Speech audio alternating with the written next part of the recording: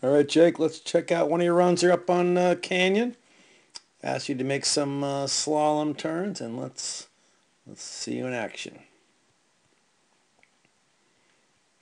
A couple things you'll notice, which we've been talking about this year, is number one, I think we've got to really, widen the stance, particularly at the top of the turn. You can really see already that's a fairly narrow stance. It's pretty hard to get a nice high edge angle platform to push against when our feet are that narrow. Second thing, we've talked about is we really want to make sure we're edging our skis sort of from the snow up, meaning first we roll the ankles in, then the knees, and then utilize hip angulation um, once we're going fast enough. Slalom turns should be a lot more knee angulation than what you use. You use primarily all hip and very little knee. So that's something to work on, something we talked about. Um, Otherwise, you're making some really good turns. Clean, you can see the tracks right there. Obviously, they are pure carved turns, very clean, but just a bit narrow. You can see right there, narrow feet at the top of the turn. Hard to really get a platform to push against. But you've got a lot of good things going for you. Nice level shoulders. You can pole plant, you rise up, get your hips over the boots, recenter at the top of the turn. You roll them up. That's a little better width right there. You're going to want to have a comfortable shoulder width. It could be a little bit wider, but at the top of the turn, that one's much better.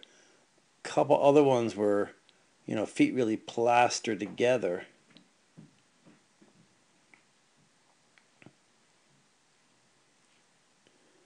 I think once you widen the stance too, you tend to use the knees a little bit more. Right there, a little bit wider stance, a little more knee angulation. So I think if you widen the stance, I think that's going to help also get rid of excessive hip. It almost looks like, right-footed turns.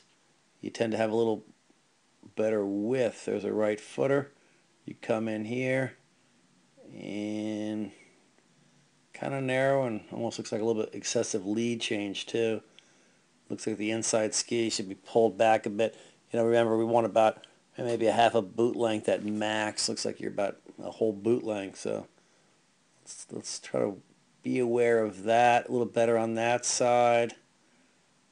Um,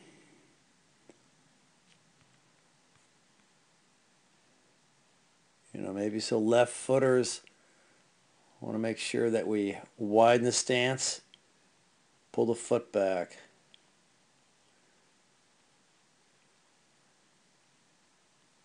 Surprised you didn't really want to come and, help this little girl out over here.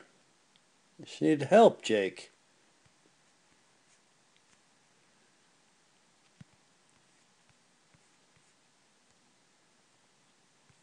Let's find you there. But some pretty good skiing. Clean up a couple things, improve a couple things, and she helped you out a lot. I mean, you're making some really good turns. I think you've progressed this year, particularly in training, and now we need to bring it to race day.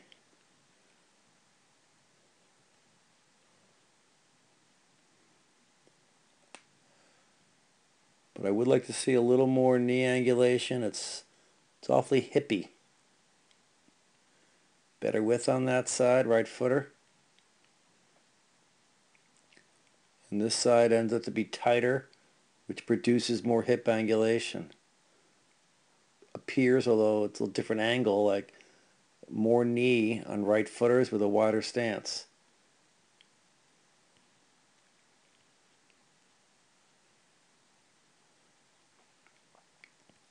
Now, one thing I noticed also that when you start making, kind of shorter slalom turns like right there.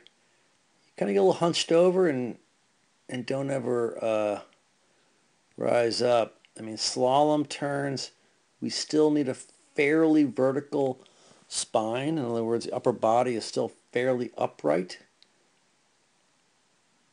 So we really can't be hunched over throughout the turn. Overall, it's a pretty good scan. Work on a couple things, widen the stance, particularly those left footers, which would help. We're looking for more knee angulation, and that width, particularly on that side, should help. And make sure that we don't get kind of hunched over, particularly when we're making more shorter, quicker slalom turns. But overall, some great skiing this year.